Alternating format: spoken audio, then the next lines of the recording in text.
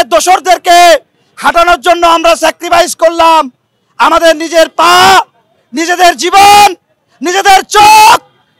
আজকে তাদেরকে সামনে রেখেও তাদের চিকিৎসা নাই খবর না নিয়ে এই আওয়ামী লীগী দোসররা, এই গ্যাং বাহিনী তারা কি পরিমাণে কিভাবে এই বাংলায় মাটিতে ব্যবসা করে যাচ্ছে সেই প্রশ্ন আপনাদের কাছে রাখতে চাই। আমি একটি কথা ক্লিয়ার করে বলতে চাই, আমার মিডিয়ার যে ভাইরা তারা আপনারা ভালো জানেন, আপনাদের কাছে তথ্য প্রমাণ এবং সমস্ত কিছু আপনাদের মাধ্যমেই ঘটেছে, আপনারা সবকিছুই জানেন।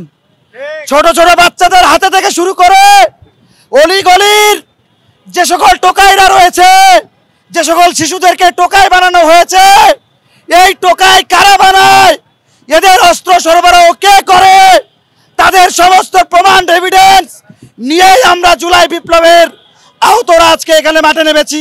বাংলাদেশকে গুম খুনের স্বর্গরাজ্যে পরিণত করেছে, পাশের দেশ ভারতের দাস হিসাবে বাংলাদেশের মানুষকে তার পরিগণিত করেছে। আজকে আমরা দীর্ঘ 15 বছর সংগ্রামের মাধ্যমে ছাত্র জনতা এই শেখ হাসিনার হাত থেকে বাংলাদেশ রাষ্ট্রকে মুক্ত করেছে, কিন্তু আমাদের মনে রাখতে হবে শেখ হাসিনার ষড়যন্ত্র এখনো শেষ হয়ে যায়নি, এখনো তারা প্রতিনিয়ত বাংলাদেশের বিরুদ্ধে ষড়যন্ত্র করে যাচ্ছে। আর এই ষড়যন্ত্রের পিছনে প্রধান মদতদাতা এইসব ব্যবসায়ী, অলিগার্ক, শিল্পপতিরা। এইসব শিল্পপতিদের সম্পদ যদি সরকারের করায়ত্ত করা না হয়, এখনো পর্যন্ত যদি তাদের সম্পদ সরকার বাজেয়াপ্ত না করে, তবে তারা বাংলাদেশের বিরুদ্ধে ষড়যন্ত্র করতেই থাকবে।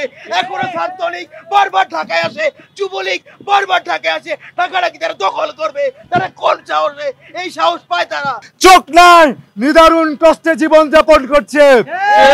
ছেলেগুলো আজকে এতিম, আমার বোনেরা বিধবা, মায়েরা আজকে সন্তান হারা, পিতারা আজকে সন্তান হারা, কিন্তু খুনিরা এখনো স্বাচ্ছন্দ্যে জীবনযাপন করছে। তারা তাদের ব্যবসা পরিচালনা করছে, তাদের অফিস পরিচালনা করছে। তারা আগে যেভাবে ছিল আমরা এখন তাদেরকে সেভাবে দেখতে চাই না। তাদের একমাত্র ঠিকানা জেলখানা। আন্দোলনের মাধ্যমে ফ্যাসিস্ট হাসিনা এবং তাদের দোসরদের পরাজিত করতে পেরেছি, কিন্তু আমরা অনেক কিছুই জানতাম না। বিগত 16 বছরে এই বাংলাদেশে শুধু রাজনীতির নামে শুধু বিরোধী দলের নিপীড়ন করা হয়নি, তাদের জেলেই শুধু ভরা হয়নি, পুরো বাংলাদেশকে দখলদারিত্বের রাজ্যে পরিণত করেছিল ফ্যাসিস্টরা।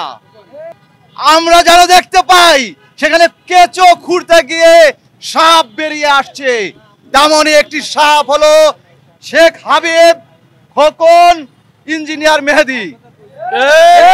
আপনারা যদি বলেন বাংলাদেশের এমন কোন অপকর্ম নাই যারা যেসব অপকর্ম এই গংরা করেনি, আমাদের কাছে সুনির্দিষ্ট তথ্য এসেছে। শুধু একটা তথ্য বলি আপনাদের, তারা টপ আপ নামে একটা কোম্পানির মাধ্যমে